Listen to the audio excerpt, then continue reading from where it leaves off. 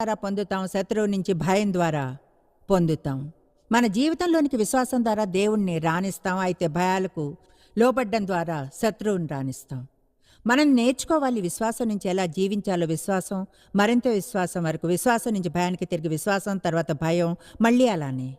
ఎప్పుడైనా దేవుడు మనకు లాభకరమైంది ఏదైనా చేయమన్నప్పుడు, లేదా ఎవరికైనా లాభకరమైంది మీరు తెలుసుకోండి, శత్రువు మనకు వ్యతిరేకంగా రావడానికి ట్రై చేసి భయపెడతాడని. మన మైండ్లో ఆలోచన లేపుతాడు. కానీ తెలుసుకోవాలి, ఆ ఆలోచనలు దేవుని వాక్యంతో అంగీకరించుకుంటే ఆ ఆలోచనలు వదిలేసి ఇలా ఎలానాలో నేర్చుకోవాలి. అపవాది ఒక అబద్ధీకుడు అని ప్రాక్టీస్ చేద్దామా? అపవాది ఒక అబద్ధీకుడు. All right. నౌ యెహోషువ మొదటి అధ్యాయం మొదటి వచనంతో ఆరంభిద్దాం.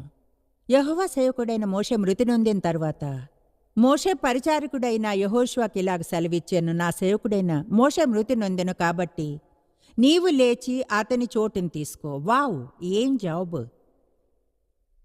ఏం పని!